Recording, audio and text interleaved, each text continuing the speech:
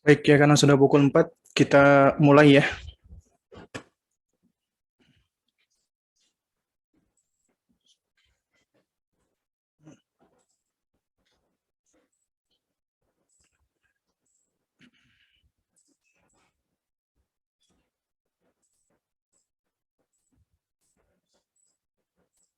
Nah, Bismillah. Assalamualaikum warahmatullahi wabarakatuh. Innal hamdalillah nahmaduhu wa nasta'inuhu wa nastaghfiruh wa na'udzu billahi min syururi anfusina wa min sayyiati a'malina. May yahdihillahu fala mudilla lahu wa may yudlil fala hadiyalah. Asyhadu an la ilaha illallah wahdahu la syarika lah wa asyhadu anna Muhammadan abduhu wa rasuluh la nabiyya ba'dahu amma ba'du. فإن أصدق الكلام كلام الله وخير الهدي هدي محمد صلى الله عليه وعلى آله وسلم وشر الأمور محدثاتها وكل محدثة بدعة وكل بدعة ضلالة وكل ضلالة في النار أما بعد. Nah, jamaah sekalian yang dimuliakan Allah Subhanahu wa taala, para abah dan para ummahat, para ayah dan bunda, rahimani wa rahimakumullah. Nah, pertama-tama kita bersyukur kepada Allah Subhanahu wa taala yang mana di sore hari ini kita masih diperkenankan Allah Subhanahu wa taala untuk bersua dan berjumpa melanjutkan kembali serial kajian kita yang mana kita membahas tentang ma la yasa'u atfalul muslimina jahlahu, perkara-perkara yang tidak sepatutnya ya anak-anak kaum muslimin itu tidak mengetahuinya. Artinya ya, hendaknya anak-anak kaum muslimin itu mengerti atau memahami tentang ya poin-poin yang akan kita bahas di dalam bahasan kita ini. Baik, jamaah sekalian muliakan Allah Subhanahu wa taala.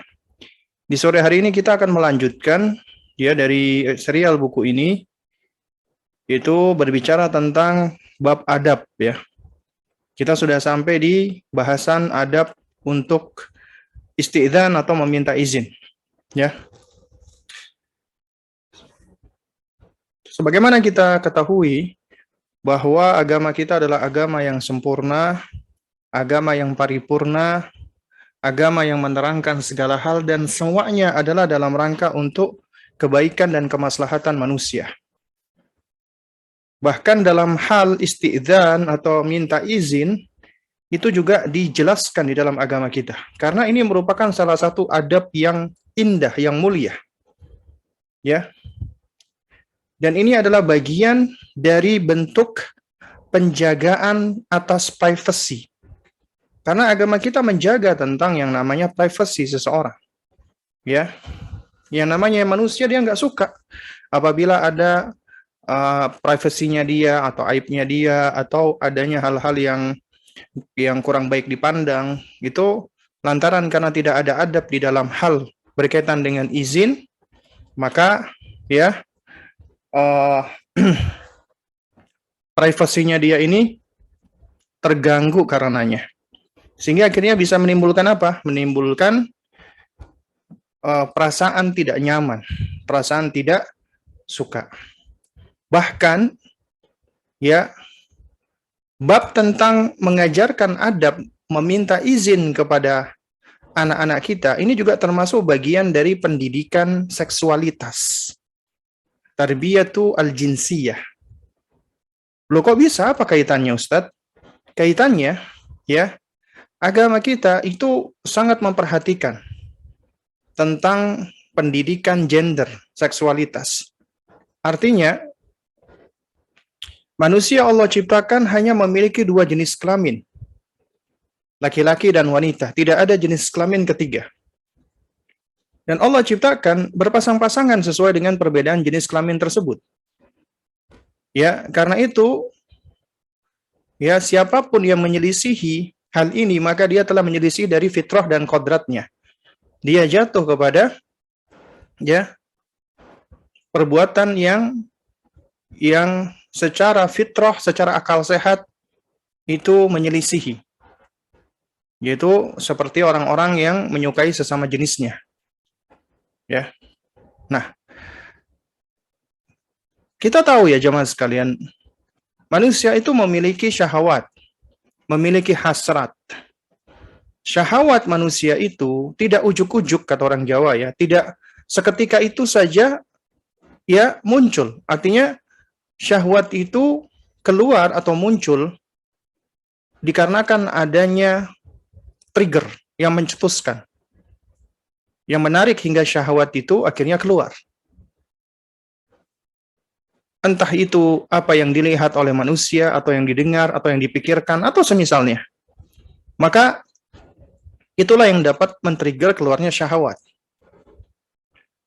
Nah, karena itu agama kita menutup pintu-pintu keburukan. Karenanya kita dapati di dalam salah satu syariat ya, yaitu ya ada sebuah kaidah yang intinya adalah menutup pintu-pintu keburukan. Saddud dzara'i, ya menutup pintu-pintu kejelekan. Entah itu pintu kesyirikan, seperti misalnya contoh memajang gambar ulama atau tokoh-tokoh yang dimuliakan. Itu diharamkan, ya. Kenapa? Karena itu bisa menjadi sarana pengkultusan secara berlebihan sehingga bisa jatuh kepada kesyirikan. Ya. Juga misalnya seperti membangun kuburan, diberikan kubah dan lain sebagainya agar manusia berkumpul. Ini juga sarana yang dapat mendekatkan seseorang kepada kesyirikan, juga membuat patung dan yang semisalnya. Nah, demikian pula sarana-sarana yang dapat mendekatkan kepada kemaksiatan itu juga ditutup. Karenanya ketika Al-Qur'anul Karim melarang manusia untuk melakukan perbuatan zina, itu tidak dengan kalimat ya wala taznu misalnya, janganlah kalian berzina, tidak. Namun dengan kalimat wala taqrabu, ya wala taqrabu zina. Janganlah kalian mendekati perzinahan. Ya. Nah, kata wala taqrabu ini menunjukkan betapa dahsyatnya zina itu. Sehingga mendekati saja itu sudah dilarang. Nah, ini adalah bagian dari menutup pintu-pintu keburukan. Nah, di antara ya cara menutup pintu-pintu keburukan adalah ghaddul basar, menundukkan pandangan. Ya. Juga termasuk kita menutup telinga manakala kita mendengarkan sesuatu yang dapat menimbulkan fitnah. Ya, misalnya kita nggak sengaja mendengarkan perbincangan yang tidak layak atau suara-suara yang tidak sepatutnya, maka hendaknya kita menghindar. Demikian pula kita ya memalingkan pandangan kita. Nah, di antara cara yang efektif untuk wiqayah atau perlindungan sebagai preventif dari keburukan-keburukan yang ada adalah dengan cara isti'dzan. Isti'dzan artinya meminta izin sebelum kita memasuki suatu tempat atau kamar. Bahkan Allah Subhanahu wa taala secara khusus ya menerangkan tentang etika ini, adab ini di dalam surat An-Nur. Ya, ayat 27 sampai 29. Ya. Ini saking pentingnya ya bahasan tentang isti'dzan atau adab atau etika meminta izin. Nah, di dalam surat An-Nur ayat 27, 28 dan 29 Allah Subhanahu wa taala berfirman, "La tadkhulu buyutan ghayra buyutikum hatta tasta'nisu wa tusallimu ala ahliha. Dzalikum khairul lakum la'allakum tadhakkarun." Ya. Jadi di ayat 27 ini Allah Subhanahu wa taala mengajarkan etika agar kita tidak memasuki rumah yang bukan rumah kita tanpa izin. Makanya Allah melarang, memberikan kalimat larangan, dan larangan Allah itu pasti di dalamnya mengandung keburukan apabila tidak diindahkan. Perintah Allah di dalamnya pasti mengandung kemaslahatan dan kebaikan apabila diikuti. Allah mengatakan, la tadkhulu buyutan ghairu buyutikum. Janganlah kalian memasuki rumah yang bukan rumah kalian. Jadi nggak boleh kita memasuki rumah yang bukan rumah kita. Ya, nggak boleh asalnya. Nah, tapi ada pengecualian hatta tasta'nisu, sampai kalian meminta izin. Nah, artinya nggak boleh masuk rumah orang lain sebelum kita minta izin dulu dan kita diizinkan. Wa tusallimu ala ahliha, dan memberikan salam, mengucapkan salam kepada penghuninya. Dzalikum khairul lakum la'allakum tadhakkarun. Kata Allah, dzalikum khairul lakum. Yang demikian ini adalah lebih baik bagi kalian. La'allakum tadhakkarun, agar kalian selalu mengingat. Ya. Nah, lalu kemudian bagaimana kalau rumah itu atau tempat itu kosong? Nggak lepas loh dari aturan yang sudah Allah berikan. Agama kita sempurna. Di ayat ke-28 Allah Subhanahu wa taala mengatakan, "Fa in lam tajidu fiha ahadan fala tadkhuluha hatta yu'dzana lakum. Wa in qila lakum irji'u farji'u huwa azka lakum wallahu bima ta'maluna alim." Kata Allah, "Fa in lam tajidu fiha ahadan," ya. Nah, jika kalian tidak mendapati ada seorang pun di dalam rumah tersebut, ya, nggak ada orang, fala tadkhuluha, maka nggak boleh kalian masuk. Ya, kalau rumah itu kosong, tetap kita nggak boleh masuk. Jangan mentang-mentang rumah kosong akhirnya kita masuk. Ya, nggak boleh masuk. Jadi rumah kosong kita masuki, kita bisa dianggap maling nanti. Sudah melukai privasi orang. Hatta yu'dzana lakum. Ya, sebelum kalian mendapatkan izin. Nah, kecuali kalau misalnya kita udah dapat izin. Kita datang di rumah saudara kita, orang yang nggak ada, kemudian kita telepon, kemudian kita diizinkan. Misalnya dia kasih tahu, oh kuncinya ada di bawah keset. Udah, kamu masuk aja, misalnya begitu ya. Baru boleh, karena kita udah dapat izin. Ya, hatta yu'dzana lakum. Wa in qila lakum urji'u farji'u. Namun apabila ya dikatakan kepada kalian, ya, jadi artinya pada saat kita udah minta izin, kemudian diucapkan kepada kita irji'u, baliklah, kembalilah, pulanglah, farji'u, maka pulanglah kalian. Jangan memaksa masuk. Ya. Kalau kita udah datang ke rumah, udah mengetuk, nggak ada orang, nah, kita ketuk lagi, kemudian kita dapat jawaban, pulanglah, nggak boleh masuk, maka kita nggak boleh masuk. Pulang. Irji'u, maka farji'u. Apabila mereka mengucapkan irji'u, pulanglah. Huwa azka lakum. Maka yang demikian ini adalah lebih suci bagi kalian. Ya, lebih bersih bagi kalian. Yaitu agar kita tidak terpapar dengan hal-hal yang misalnya kurang baik, ya. Wallahu bima ta'maluna alim, ya. Dan kemudian Allah Subhanahu wa taala menjelaskan, ya, dan Allah lah yang Maha mengetahui tentang apa yang kalian semua kerjakan. Allah tahu, ya.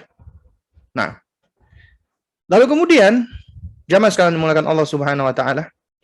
Lalu bagaimana kalau misalnya itu rumah atau tempat, ya, yang memang tempat itu tidak didiami gitu loh. Misalnya kayak waiting room, misalnya seperti itu ya. Nah, apakah kita kalau mau masuk harus izin dulu? Itu ternyata nggak lepas dari aturan agama kita. Allah mengatakan, laisa 'alaikum junahun an tadkhulu buyutan ghaira maskunatin fiha. Ya, tidak apa-apa, nggak ada dosa bagi kalian memasuki rumah, ya, yang memang rumah itu tidak dihuni, tidak didiami. rumah kosong atau tempat kosong, nggak ada orangnya, memang kosong. Maksudnya memang rumah yang tidak dihuni, ya, tidak ada pemiliknya atau tidak diketahui pemiliknya. Intinya seperti itu. Rumah itu intinya tidak dihuni, ya, nggak ada orang yang tinggal di situ, ya. Misalnya juga diantaranya seperti tempat-tempat persinggahan, ya, atau waiting room. Maka yang seperti ini, ya, tidak perlu kita minta izin. Ya, karena ini adalah tempat-tempat, bukan tempat yang mengandung privacy sebenarnya. Ya. Makanya dikatakan, ya, laisa alaikum junahun an tadkhulu buyutan ghairu maskunatin fiha. Ya, jadi tidak mengapa, nggak ada dosa bagi kalian memasuki rumah yang tidak dihuni di dalamnya. Kemudian Allah terangkan ini sebagai apa? Mata'ul lakum. Ya, mata'ul lakum, ya, dan ini adalah sebagai apa, sebagai mata, ya, yaitu sebagai pemberian, ya, atau artinya, ya, ini adalah suatu hal yang mungkin kalian butuhkan, ya, wallahu ya'lamu ma tubduna wa ma taktumun, dan Allah tahu apa yang kalian perlihatkan ataupun yang kalian sembunyikan. Nah, jadi jamaah sekalian menggunakan Allah Subhanahu wa taala, ya. Surat An-Nur 27 sampai 29 ini itu mengajarkan kepada kita etika, ya, bagaimana kita memasuki rumah. Nah, karena itulah Al-Imam An-Nawawi rahimahullahu taala, ya, itu menerangkan tentang konsensus atau ijma'nya para ulama tentang disyariatkannya untuk isti'dzan, minta izin. Ya, untuk minta izin. Beliau mengatakan, ajma'al ulama'u ala anna al-isti'dzan masyru'un. Para ulama bersepakat bahwa isti'dzan, minta izin itu perkara yang disyariatkan, bahkan wajib. Ya. Ya. Wa tadaffarat bihi dalailul kitab was sunnah wa ijma'ul ummah. Dan banyak sekali dalil-dalil yang menunjukkan tentang hal ini, baik dari Al-Qur'an, hadis ataupun ijma'. Nah, baik jamaah sekalian yang dimuliakan Allah Subhanahu wa taala, ya. Ini menunjukkan betapa indahnya, ya, agama kita, agama Islam, ya. Nah, baik jamaah sekalian dimuliakan Allah Subhanahu wa taala, ya. Mengajarkan tentang etika isti'dzan ini adalah perkara yang sangat penting sekali, ya, khususnya untuk anak-anak kita, ya, karena ini adalah bagian dari pengajaran apa? Pengajaran akhlak yang mulia dan adab yang indah, ya, khususnya bagi anak-anak kita.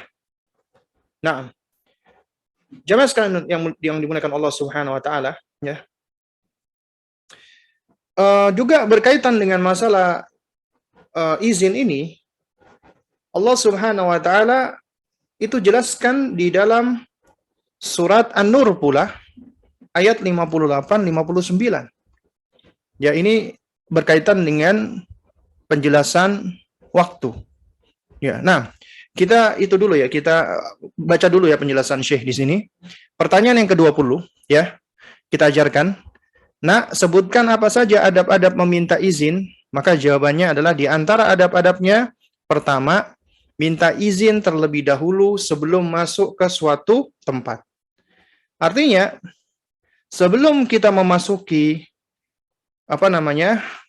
tempat atau rumah atau kamar, kita harus minta izin dulu. Dalilnya apa tadi? Surat An-Nur ayat 27 tadi. Ya ayyuhalladzina amanu la tadkhulu buyutan ghairu buyutikum hatta tasta'nisu wa tusallimu ala ahliha. Dzalikum khairul lakum la'allakum tadhakkarun. Wahai orang-orang yang beriman, janganlah kamu memasuki rumah yang bukan rumahmu sebelum kamu minta izin dan memberi salam kepada penghuninya.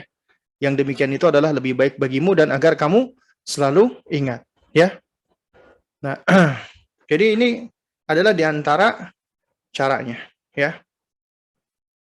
Nah, lalu kemudian setelah itu adalah apa? Adalah yang berikutnya adalah ketika meminta izin, hendaknya cukup sebanyak 3 kali, tidak lebih, ya. Dan jika belum ada jawaban, hendaknya kita pergi dulu, ya. Kita balik dulu, kemudian setelah itu baru kita boleh kembali lagi, ya. Nah,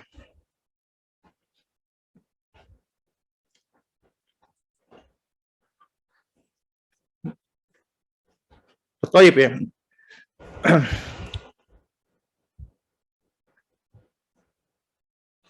Nah, kalau misalnya ada yang bertanya, Ustadz, itu kalau ngelihat kendaraan, ngelihat motornya, sepertinya di dalam rumah itu sudah ada orangnya gitu loh. Tapi mungkin nggak kedengeran. Boleh nggak kita terus panggil, Assalamualaikum, Assalamualaikum, gitu. Assalamualaikum gitu. Bolak-balik sampai kedengeran. Ya. Nah, jawaban yang tepat sebagaimana nasihat para ulama, ya. Dan ini yang diterangkan oleh Al-Hafidz Ibnu Hajar, oleh Imam Nawawi dan ulama-ulama yang lainnya, adalah hendaknya seseorang dia kembali dulu. Ya. Hendaknya dia balik dulu. Untuk apa? Untuk mengamalkan zahirnya hadis tadi. Ya, untuk mengamalkan apa? Zahirnya hadis, ya. Yaitu apa? Minta izin adalah sebanyak 3 kali. Hendaknya tidak lebih daripada 3 kali, ya. Nah, dan juga sebagian ulama, ini sebagaimana disebutkan oleh Al-Imam An-Nawawi rahimahullahu ta'ala, jika kita menduga kuat seperti itu, maka kita boleh mengangkat suara kita, mengeraskan suara. Misalnya Assalamualaikum, kurang dengar, Assalamualaikum, tok tok tok gitu. Nggak kedengaran, yang ketiga kita tinggikan lagi. Assalamualaikum, misalnya. Nah, tapi dianjurkan hanya 3 kali, kemudian kalau nggak ada orang, baru kita balik pulang. Nah, ini sifatnya bukan suatu hal yang wajib. Artinya kalau ditinggalkan, ataupun seandainya lebih dari 3 kali, artinya dosa, tidak. Cuman ini bagian dari adab atau etika. Ya, bagian dari adab atau etika. Nah, baik. Lalu kemudian yang ketiga, ya, hendaknya ketika mengetuk pintu, itu dengan cara yang lembut. Dia tidak dengan dengan keras ya, seperti orang mau mendobrak pintu gitu ya. Gubrak gitu ya. Jadi ajarkan untuk mengetuk pintu dengan lembut. Atau kalau ada belnya, kita pencet belnya. Ya. Jadi tidak langsung dengan cara mengetuk yang mengganggu ya. Nah, terus kemudian juga hendaknya tidak berdiri di depan pintu. Ya, tidak berdiri di depan pintu. Jadi hendaknya dia berdiri di sebelah kanan atau sebelah kiri. Ini semua adalah dalam rangka untuk apa? Menjaga privasi. Agar orang yang datang ke rumah, ya, yang berkunjung, dia tidak langsung bisa melihat apa yang ada di dalamnya. Kenapa? Karena dalam rumah itu termasuk bagian aurat, menurut keterangan para ulama. Jadi nggak boleh kita memandang ke dalam sebelum diizinkan. Nggak halal bagi kita. Ya. Oleh karena itu makanya kita harus izin dulu. Nah, juga kita nggak boleh ngintip. Ya. Jadi misalnya seperti pas kita lagi berkunjung ke rumah orang lain, kita seringkali ngintip ke jendela. Itu suatu hal yang tidak diperbolehkan. Ya. Bahkan ya jamaah sekalian yang dimuliakan Allah Subhanahu wa taala, Nabi itu memperbolehkan mencongkel mata orang yang ngintip ke dalam rumah. Diizinkan penghuni atau pemilik rumah mencongkel matanya. Ini sebagaimana di dalam hadis riwayat Imam Muslim, ya. Nabi SAW pernah bersabda, "Man ittala'a fi baiti qaumin bighairi idznihim faqad halla lahum an yafqa'u 'ainahu." Siapa yang mengintip ke dalam rumah seseorang tanpa izin, maka halal bagi penghuni rumah untuk mencongkel mata orang itu. Ya, atau minimal matanya ditusuk atau culek gitu ya katanya orang Jawa ya. Nah, jadi misalnya ini ya, kalau ada orang yang ngintip-ngintip di rumah Anda, itu boleh-boleh aja sebenarnya matanya itu kita tusuk dengan jari, dengan tangan gitu loh. Ya. Dan itu di dalam syariat Islam, kalau seandainya ya mata orang yang ngintip itu buta, itu nggak ada had, nggak ada kisos. Kenapa? Karena itu kesalahan dia. Karena haram hukumnya ngintip-ngintip di dalam rumah orang. Itu harus kita ajarkan, ya. Tapi juga tentunya di negara kita ini di zaman sekarang ya, kita juga harus bijak, harus wise ya. Ya, jadi kalau misalnya ketika di rumah kita didatengin orang kemudian dia ngintip-ngintip, ya kalau itu bisa menimbulkan madarat, ya, menimbulkan bahaya, jadi hendaknya kita ingatkan saja, Pak, tolong jangan ngintip-ngintip rumah ya Pak. Itu. Soalnya kalau misalnya kita langsung culek matanya nanti bisa berantem, ujung-ujungnya ke polisi. Ya. Tapi kalau syariat Islam ditegakkan, hukum Islam ditegakkan, maka diperbolehkan orang tersebut matanya dicongkel. Bahkan dicongkel matanya. Ya. Nah, karenanya adabnya harus berdiri di sebelah kanan atau di sebelah kiri rumah, tidak berdiri di depan rumah. Tidak ngintip-ngintip jendela. Ya. Nah, kemudian jemaah sekalian muliakan Allah Subhanahu wa taala, ya. Juga di antara etikanya adalah selain mengetuk, mengucapkan salam, assalamualaikum. Ya, ucapkan assalamualaikum. Sebagaimana yang diriwayatkan oleh sahabat yang mulia, ya, yaitu Abdullah bin Abbas radhiyallahu taala anhuma, ya, dari Sayyidina Umar, bahwa pernah suatu ketika Nabi SAW sedang minum, ya, kemudian Sayyidina Umar datang menemui Nabi kemudian mengucapkan assalamualaikum, ya, ayadkhulu Umar ya Rasulullah. Nah, ini etika adab. Ucapkan assalamualaikum ya Rasulullah, bolehkah Umar masuk? Gitu. Jadi kita ajarkan seperti itu. Kita misalnya mengunjungi ya keluarga, ajarkan anak-anak kita. Assalamualaikum, paman, boleh nggak saya masuk? Siapa? Ahmad misalnya, atau Abdurrahman, ya, itu. Nah, jamaah sekalian menggunakan Allah Subhanahu Wa Taala, ya. Tapi ajarkan pertama salam dulu, jangan langsung halo, boleh nggak saya masuk, ya, itu kurang etika. Salam dulu, ya. Sebagaimana ya Nabi SAW pernah ada seorang dari Bani Amir datang menemui Rasulullah, dan orang ini ya masih sopan loh, ya. Dia mengucapkan ya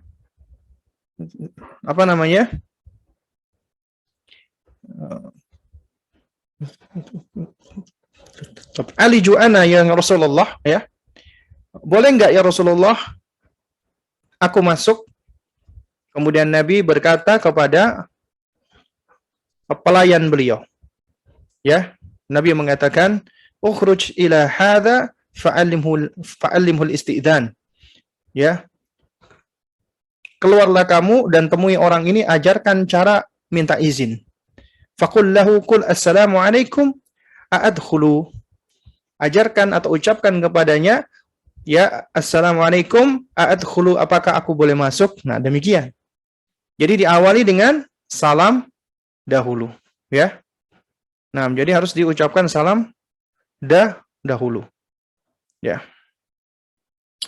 Nah, bahkan di dalam riwayatnya Sofwan bin Umayyah, ya, Nah, jadi ketika Sofwan bin Umayyah itu mengutus Qaldah bin Hambal yang menjumpai Rasulullah SAW dengan membawa susu, anak kijang, ya. Nah, ketika itu Rasulullah sedang berada di sebuah perbukitan di Mekah. Lalu kemudian, ya, beliau masuk tanpa mengucapkan salam dahulu. Kemudian ketika Nabi tahu, Nabi mengucapkan, irji, fakul assalamualaikum. Ya, kembalilah kamu. Keluar kamu dulu, kemudian balik lagi ucapkan assalamualaikum. Ya, kemudian ucapkan assalamualaikum. Wa dzalika ba'dama aslama Safwan bin Umayyah. Dan kejadian itu adalah ketika Safwan bin Umayyah sudah masuk Islam. Ya. Supaya bisa masuk Islam. Nah, baik, jamaah sekalian mulakan Allah Subhanahu wa taala, ya. Ini adalah etika-etika yang perlu kita ajarkan kepada anak kita. Yaitu mengucapkan salam, kemudian minta izin.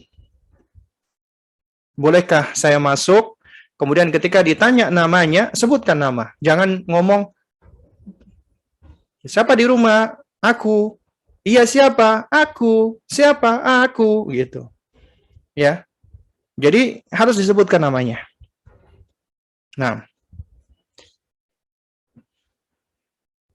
Baik. Kemudian yang keempat, ya. Nah, ini adalah juga di antara adab bagi anak-anak yang perlu kita ajarkan ketika di dalam rumah.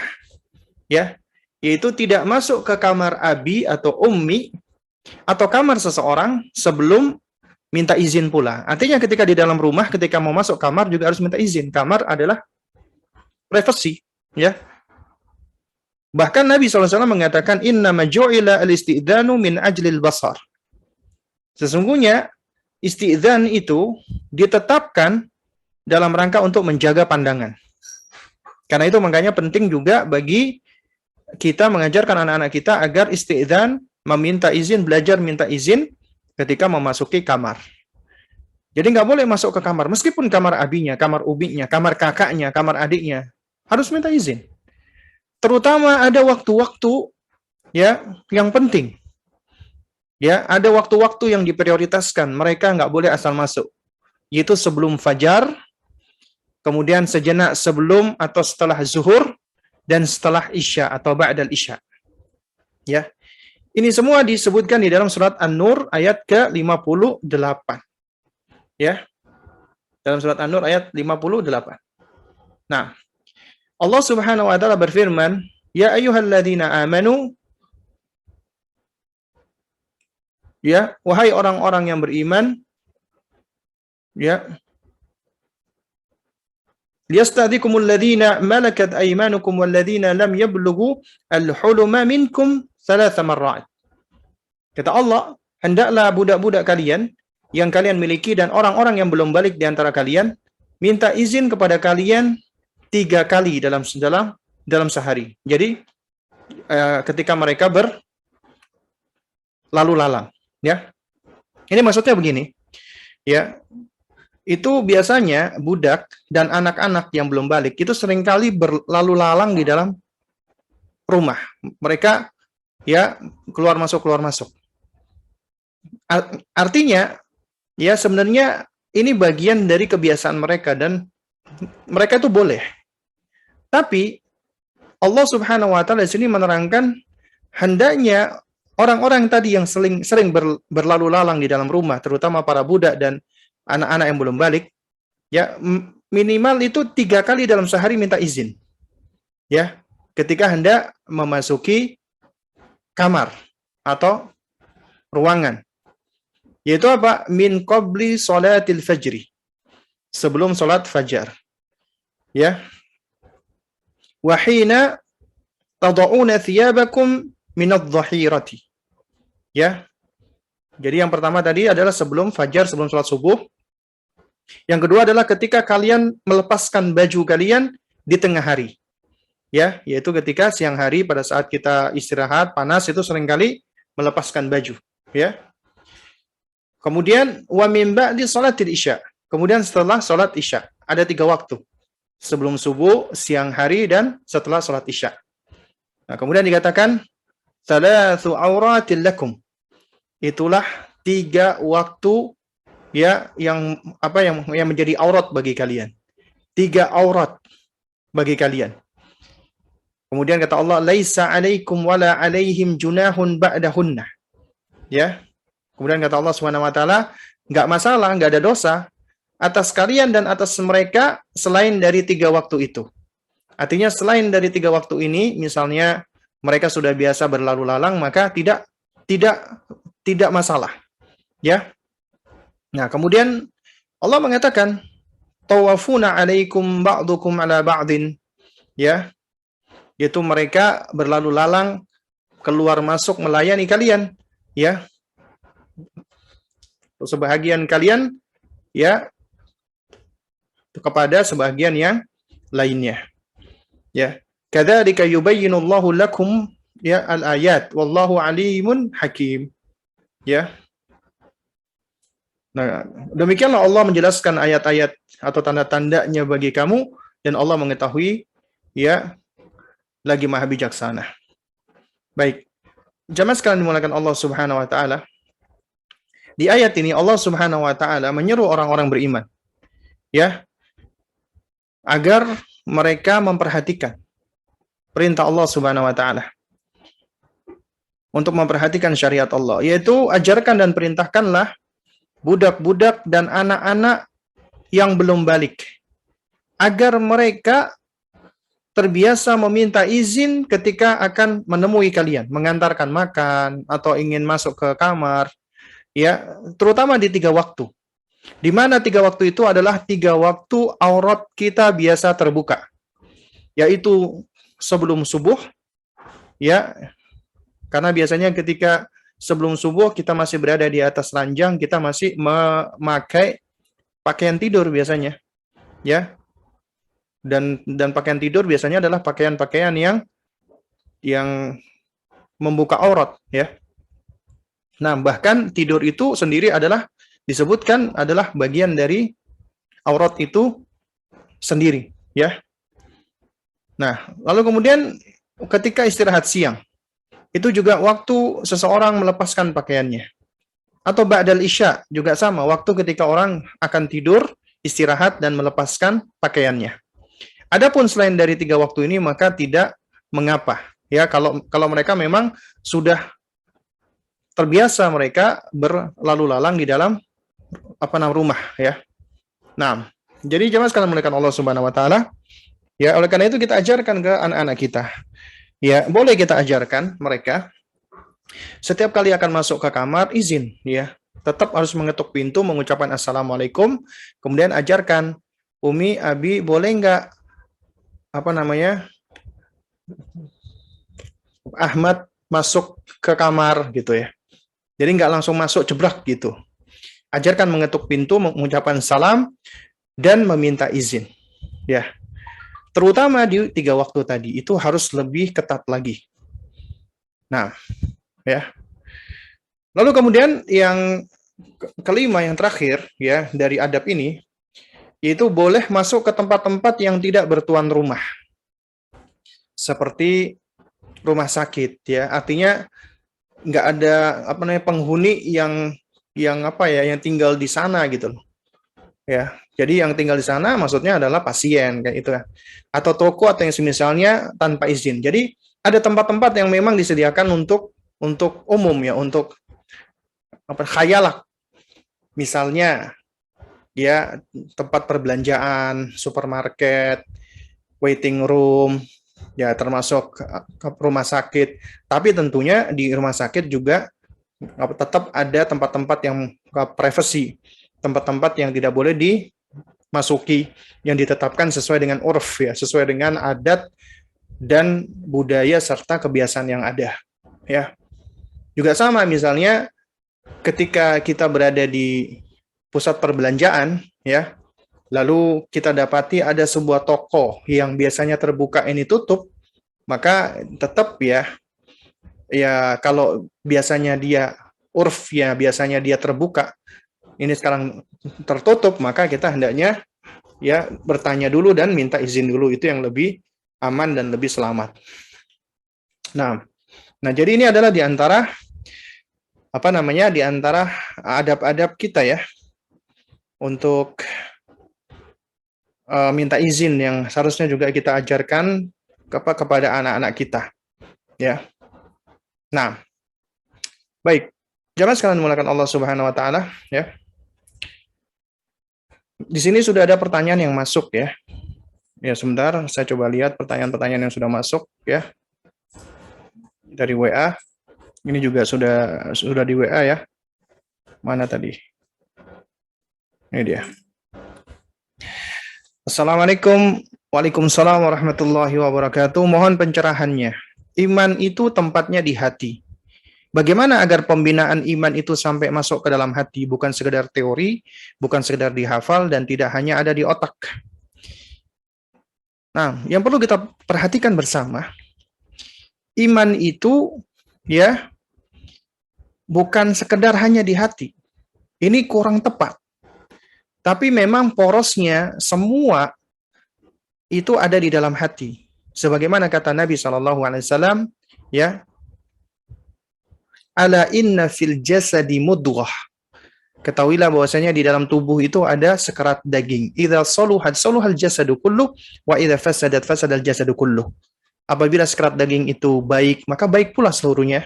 Jelek pula seluruhnya. Ala wahiyal qalbu. Ketahuilah yang dimaksud itu adalah hati, qalbu. Ya. Nah, tapi apabila dikatakan apakah iman itu adalah tempatnya di hati? Iya, secara asal. Ya. Secara asal adalah bersemayam di hati. Iman, kufur, ya, karena hati itu memiliki amalan. Makanya ada amalan-amalan hati. Seperti cinta, khauf, rasa takut, tawakal, berharap, muraqabatullah, merasa diawasi Allah, al-haya, malu. Ya, itu adalah bagian dari amalan-amalan hati dan bersemayam di dalam hati. Ya. Tapi enggak semata-mata hanya di dalam hati, karena hati itu ibaratnya raja, maka anggota tubuh lainnya itu adalah ya rakyatnya, prajurit dan tentara yang mengikuti raja. Jadi yang memberikan instruksi adalah raja, yaitu hati. Ya. Karenanya para ulama menerangkan iman itu adalah tasdiqu bil qalbi. Ya, yaitu pembenaran dengan hati. Artinya hati membenarkan. Hati meyakini. Ya. Dengan yakin, sebenar-benarnya yakin. Tasdiqu bil jazim, ya, yaitu pembenaran dengan pasti, dengan yakin di dalam hati. Ya. Tapi enggak cuma tasdik, tapi juga ya wal qaulu bil lisan, dan ucapan dengan lisan. Harus ada manifestasi iman itu terwujudkan di dalam lisan. Dengan mengucapkan kalimat-kalimat keimanan. La ilaha illallah, atau syahadat, atau zikir, atau takbir, atau tahlil, atau tahmid. Ya. Kemudian juga ya wal amalu bil jawarih, dan terimplementasikan dalam amalan anggota tubuh. Jadi harus ada wujudnya di dalam perbuatan anggota tubuh. Itulah iman yang sebenarnya yang diterangkan oleh para ulama ahlu sunnah. Karena sejatinya manusia itu ya adalah manusia yang seutuhnya, manusia yang memiliki hati, lisan, dan anggota tubuh. Hati adalah rajanya, maka lisan adalah penerjemah hati, dan amalan adalah manifestasinya, cerminannya. Ya. Karena itu, orang yang imannya baik, imannya benar, maka lisan dan perbuatannya akan ikut baik. Lalu bagaimana kalau ternyata fenomenanya ada orang-orang ya yang katanya imannya baik tapi amalnya kok nggak baik? Itu lantas di mana, Ustadz? Nah, pertanyaannya adalah dari mana Anda bisa tahu dia imannya baik atau enggak? Oh, dia biasa ngaji, Ustaz. Dia biasa belajar. Dia sudah menyelesaikan kitab-kitab para ulama. Ya, kitab-kitab akidah udah dipelajari semuanya. Tapi kok dia masih kayak gitu? Ucapannya jelek, sifatnya buruk, suka maki-maki, suka mencela. Nah, lantas bagaimana? Nah, lalu akhirnya muncul juga syubhat. Ya nggak apa-apa. nggak sholat, yang penting hatinya baik. Nggak apa-apa, nggak berjilbab, yang penting hatinya terjilbabi. Jadi muncul syubhat-syubhat seperti ini. Ini semua berangkat dari apa? Berangkat dari ya kegagalan logika. Ya, logical fallacy. Ya, orang-orang yang gagal mempergunakan logika akal sehatnya. Kenapa demikian? Ya, karena ya ketika kita melihat sesuatu misalnya, ya, ada orang berjilbab mencuri. Oh, berarti jangan jilbabnya dong yang disalahkan. Hijab, jilbab nggak bersalah. Apa salahnya hijab dan jilbab? Ya, tapi seharusnya itu yang disalahkan orangnya, pelaku yang mencuri tersebut, bukan jilbabnya, bukan hijabnya. Ya, lalu kenapa kok yang disalahkan hijabnya, syariat hijab? Seakan-akan gara-gara syariat hijab orang itu mencuri. Atau dianggap bahwasanya orang berhijab berarti dia nggak bakal mencuri. Enggak. Hijab itu bagian dari perintah Allah Subhanahu wa taala. Permasalahannya adalah orang ketika berhijab, ya, apa niatnya dia? Niatnya dia itu apa? Dia ketika orang itu pakai hijab, ketika dia pakai jilbab. Kalau niatnya dia adalah untuk mengikuti perintah Allah, ya, kemudian menutupi auratnya sebagai bentuk ya pengimplementasian dari perintah Allah untuk menutupi auratnya, ya, maka ini adalah salah satu bentuk ketakwaan dan amal saleh. Karena dia menaati Allah dan dia menghargai tubuhnya, pemberian Allah. Tapi juga nggak menutup kemungkinan ada orang punya tendensi niat kita nggak bisa lihat. Ternyata dia pakai hijab, jilbab, supaya dikatakan alim. Supaya dia bisa menyembunyikan keburukannya. Supaya dia misalnya ketika melakukan pencurian, dia tidak dicurigai. Ada nggak? Ada. Nah, lantas kenapa kok yang disalahkan jilbabnya? Ya, kayak misalnya sekarang ya, misalnya di luar di suatu konferensi internasional ada orang Indonesia, mohon maaf misalnya, buang angin ya di dalam konferensi tersebut, ya. Nah, orang ini salah nggak? Ya salah, nggak etis.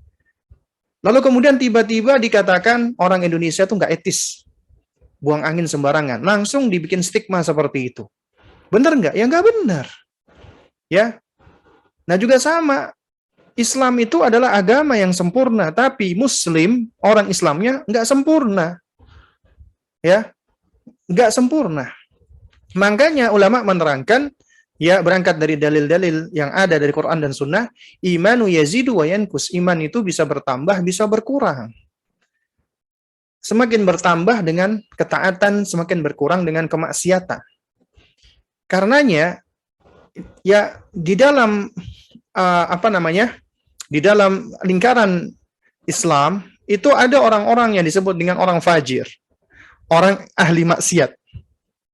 Islam, iya Islam, Muslim. Dia Muslim. Ya. Tapi ternyata dia suka mencuri, berzina, minum khamr. Tapi dia Muslim.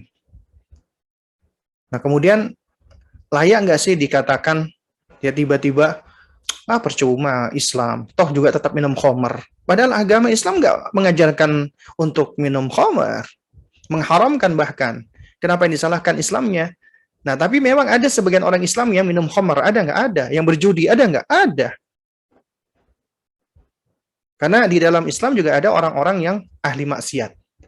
Di sisi lain juga ada orang-orang hipokrit yang munafik. Ada nggak? Ada. Menunjukkan kesolehan, menunjukkan ketaatan, tapi hatinya ingkar. Hatinya bahkan membenci agama Allah. Ada nggak seperti ini? Ada. Dan di zaman Nabi juga sudah ada orang-orang munafikin seperti ini. Ya. Nah, oleh karena itu, konsepsi yang perlu kita pahami, iman itu memang porosnya di hati, tapi harus terejawantahkan di dalam perkataan dan perbuatan. Ini suatu hal yang tidak bisa kita lepaskan gitu loh, ya. Jadi nggak bisa dilepaskan. Ibaratnya, ya, kalau itu pohon, maka akarnya, aslul iman itu ada di dalam hati, ya, itu pokoknya. aslul iman. Ya, dia ada di dalam hati. Lalu kemudian pohon tersebut tumbuh, bertunas, kemudian tumbuh batang, dahan, bercabang dan berbuah. Nah, maka itu semua adalah bagian dari wujud apa? Dari manifestasi berupa lisan dan amalan. Anda melihat pohon, Anda bisa melihat akarnya enggak?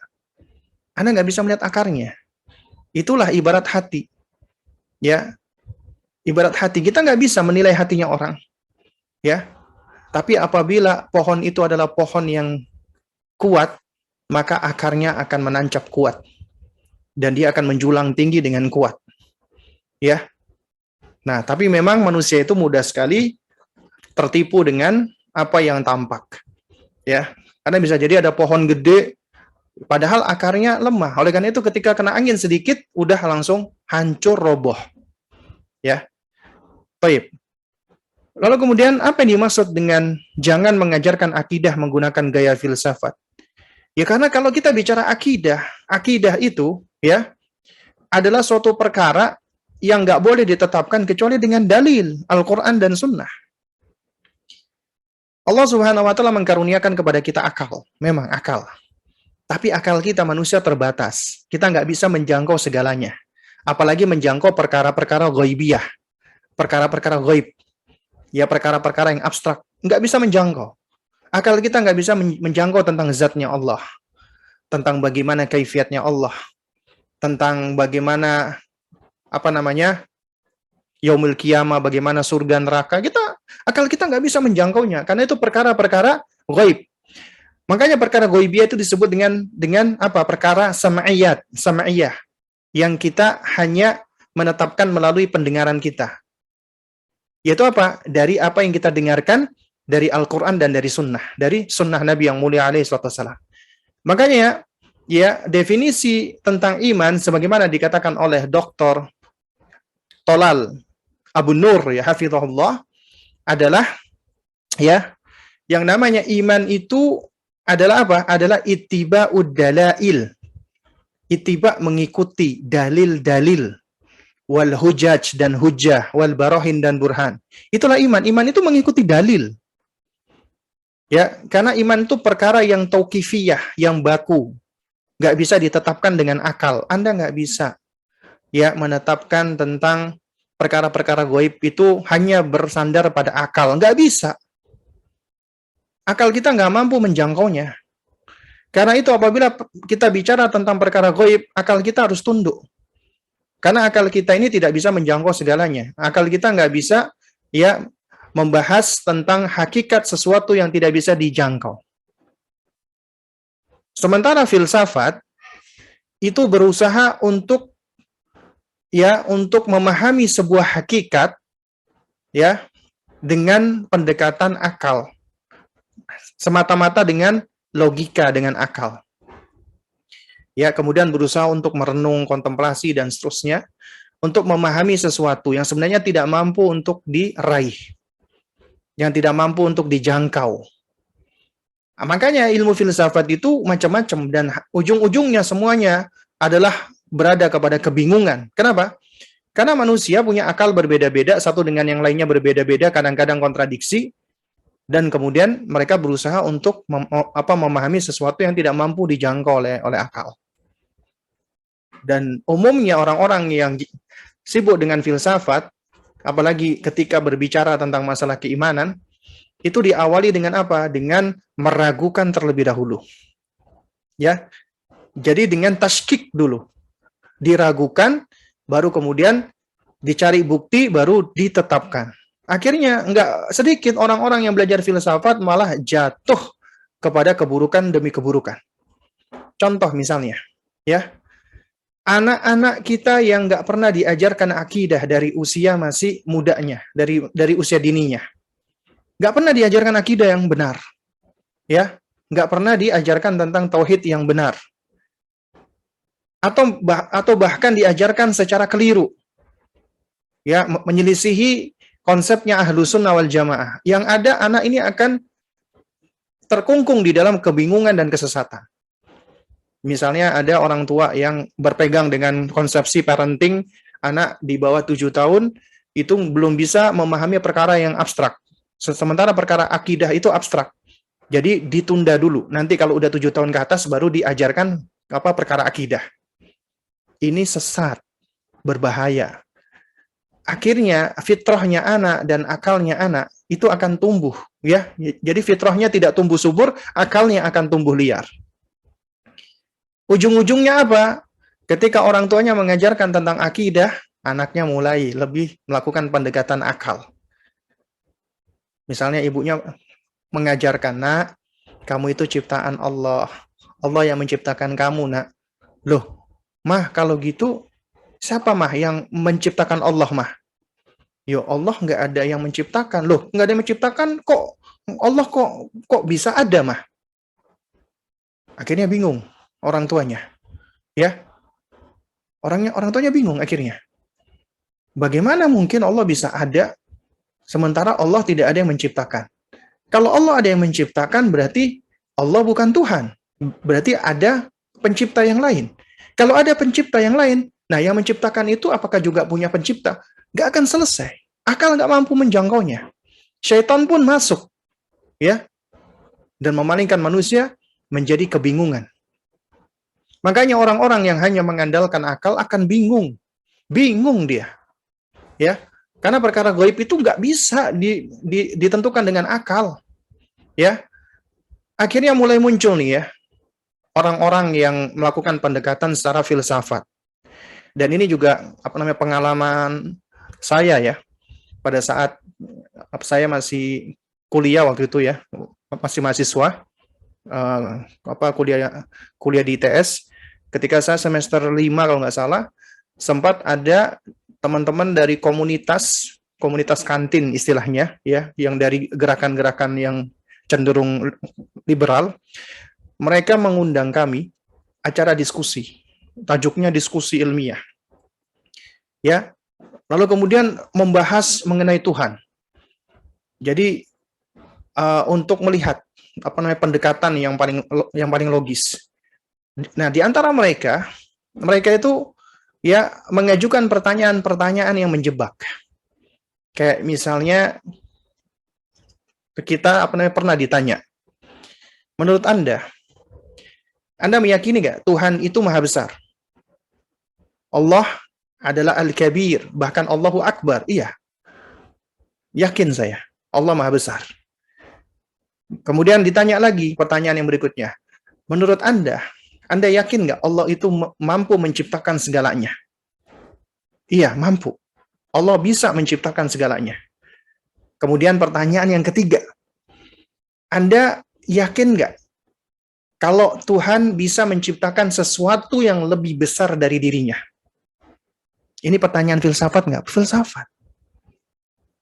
Menurut Anda, apakah Allah atau Tuhan, menurut mereka ya, itu mampu tidak menciptakan sesuatu yang lebih besar dari dirinya? Ya, ini pertanyaan menjebak tidak? Menjebak. Nah, lalu bagaimana jawaban kita? Jawaban kita adalah, ya, Allah Subhanahu wa Ta'ala maha besar dan Allah mampu menciptakan segalanya. Terus dikatakan lagi, Anda belum menjawab pertanyaan saya. Kemudian kami jawab, karena pertanyaan Anda pertanyaan mustahil. Loh, kok bisa mustahil? Iya. Pertanyaan Anda pertanyaan yang mustahil. Karena Anda ingin ya berbicara tentang Tuhan dengan akal Anda. Anda ingin ya mengecilkan, mengkerdilkan Allah atau Tuhan dengan akal Anda yang kerdil dan yang sempit. Karenanya Anda mendatangkan pertanyaan yang mustahil.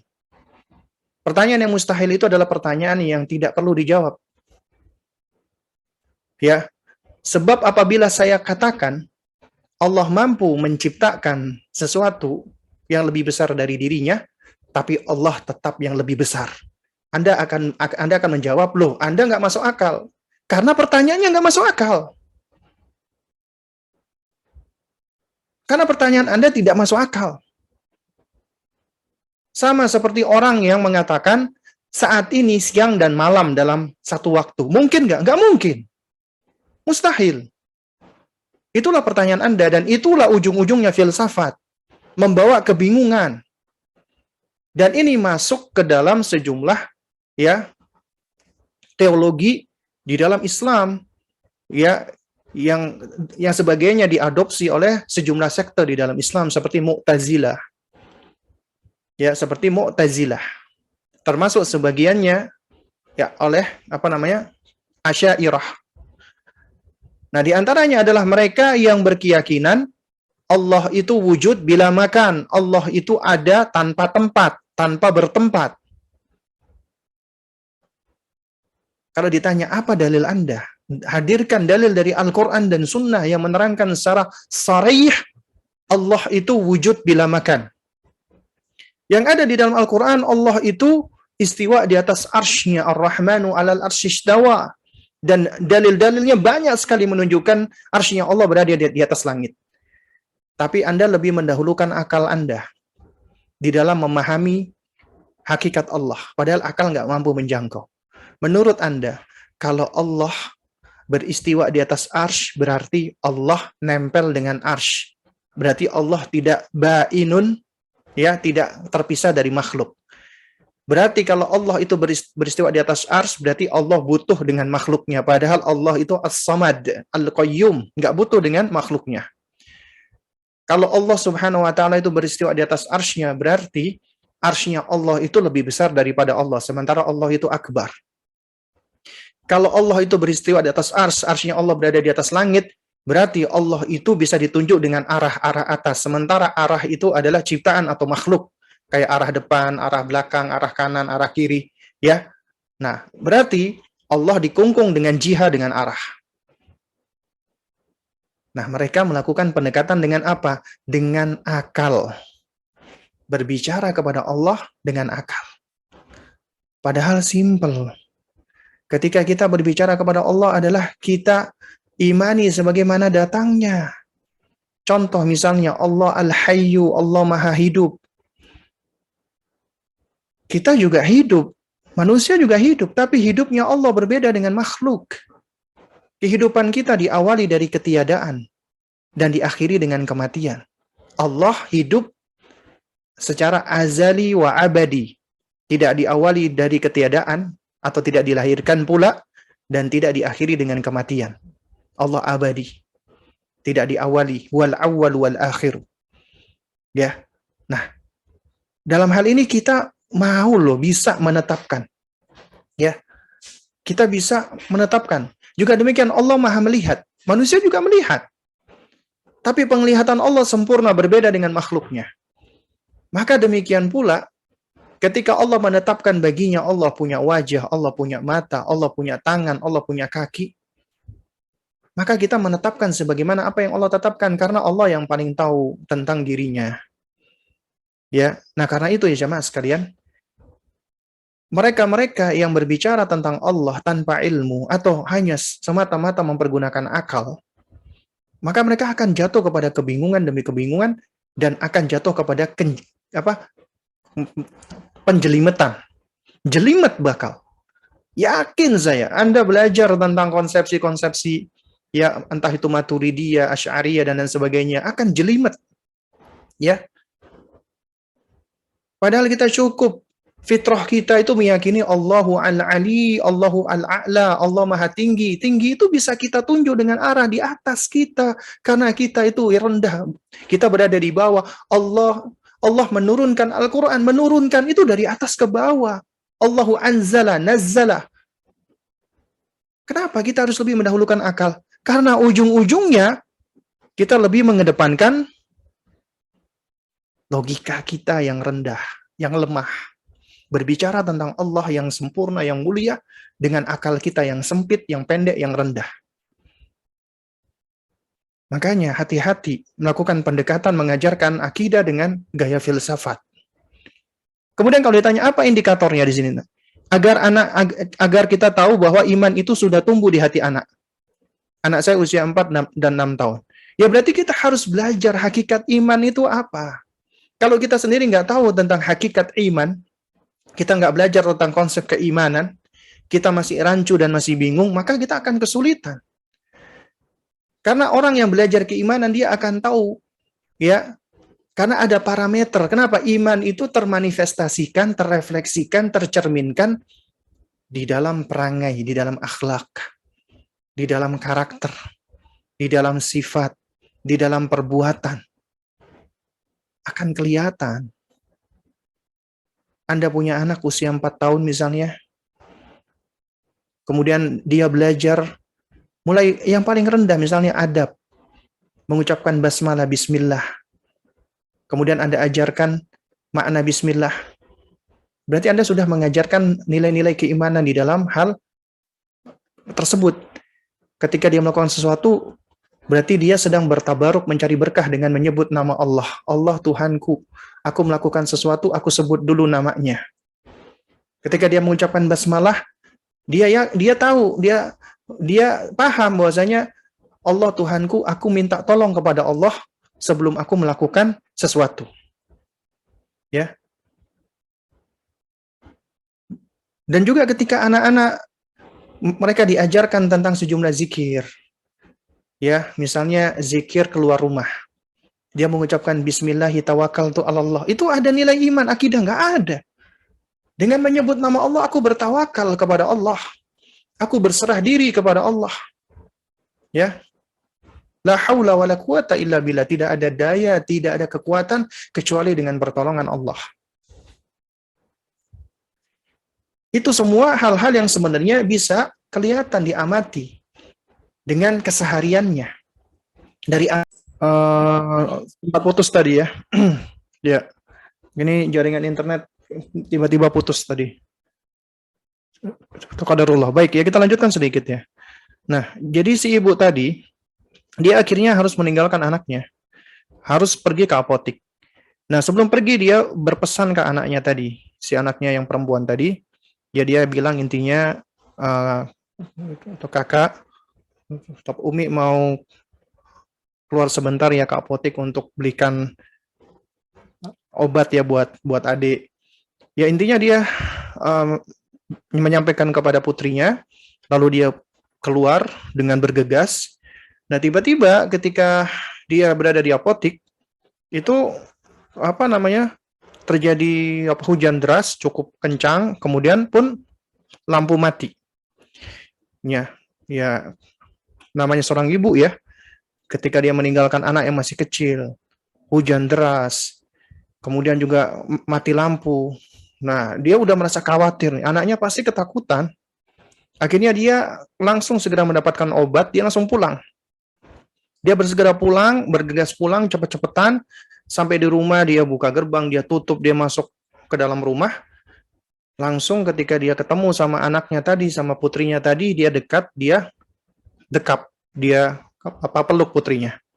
Kemudian si ibu ini dia langsung minta maaf. Kakak, Umi minta maaf ya kak.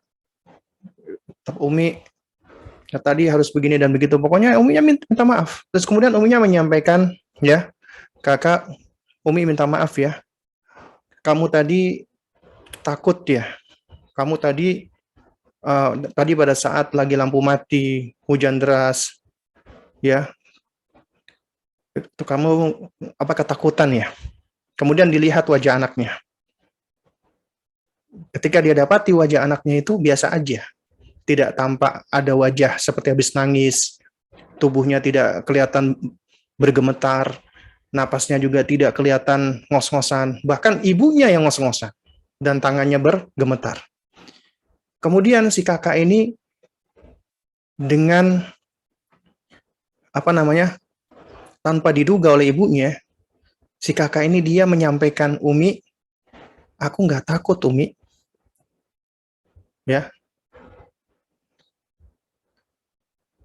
Si kakak bilang, aku nggak takut Umi. Kenapa? Dia mengatakan, karena Allah selalu menjaga aku.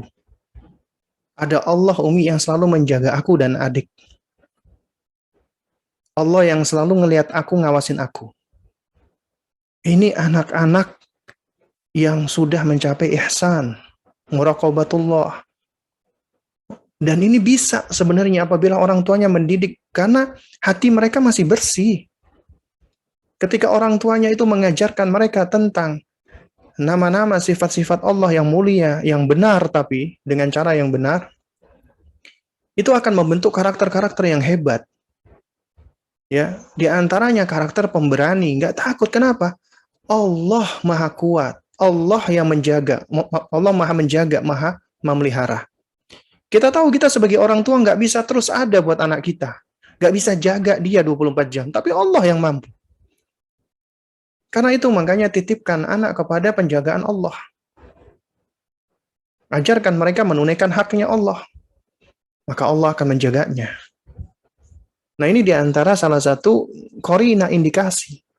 Apakah pendidikan keimanan yang kita ajarkan itu ya benar-benar benar-benar bisa dipahami nggak sih? Bisa masuk nggak sih?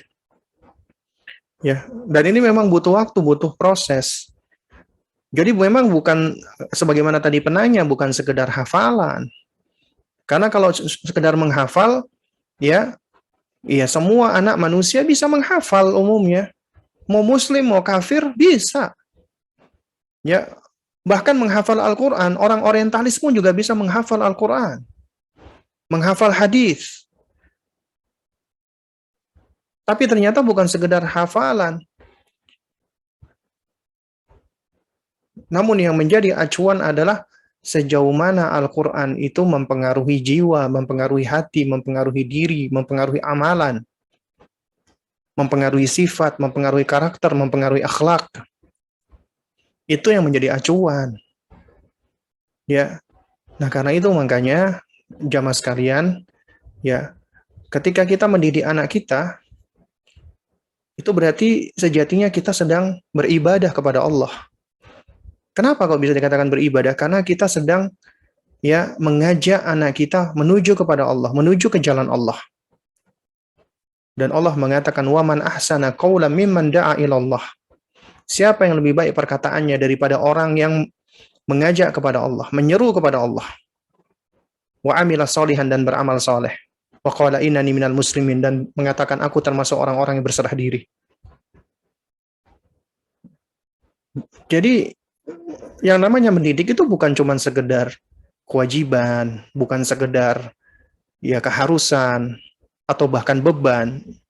Memang wajib. Memang melelahkan hingga menjadi beban. Tapi hadirkan itu semua, lelah kita lillah karena Allah. Itulah yang akan membuahkan pahala insya Allah. Ya. Nah. Baik. Ya mudah-mudahan yang sedikit ini bisa memberikan manfaat ya, karena sudah pukul 5:30 ya. Dan itu tadi emang pertanyaan yang sudah masuk duluan ya. Yang sudah ditanyakan duluan. Mudah-mudahan bisa sedikit memberikan gambaran ya. Ya. Jadi intinya ketika kita berbicara tentang iman, ya kuncinya kita sendiri harus belajar tentang apa itu iman sendiri. Supaya kita tahu ini gambaran keimanan seperti apa, yang dimaksud itu seperti apa. Ya. Nah, kalau kita sendiri sebagai orang tua belum paham ya, itu kita pun juga akan confused. Kita pun juga akan bingung. Sehingga kita akan mengalami clueless. Akhirnya kita nggak tahu nih. Karena kita belum paham tentang iman, akhirnya kita nganggep belajar akidah itu berarti cuma hafalan doang kah? Atau ini kah? Atau itu? Itu kenapa? Karena kita sendiri ternyata masih belum ngerti. Makanya tugas kita adalah terus belajar. Belajar masalah iman. Belajar masalah tauhid. Belajar masalah akidah. Dengan benar. Dengan taksil, sistematis. Dengan tafsil, dengan detail. Secara terperinci. Mengikuti dalil, bukan mengikuti pendapat, logika, enggak. Ya. Karena kalau udah bicara masalah keimanan, akal kita nggak mampu menjangkau. Ya, nggak mampu. Nggak bisa. Karena akal kita terbatas, punya kapasitas. Ya. Orang mobil aja punya cc, punya kapasitas. Kalau digeber melebihi kapasitasnya rusak. Nah, ini juga sama, akal kita juga punya kapasitas. Kalau kita mempergunakan melebihi dari kapasitasnya, yang ada adalah kita malah error jadinya. Kita yang rusak jadinya. Nah, Allah alam bisawab, mudah-mudahan bisa memberikan manfaat. Subhanakallahumma wa bihamdik asyhadu an la ilaha illa anta astaghfiruka wa atubu ilaik. Wassalamualaikum warahmatullahi wabarakatuh.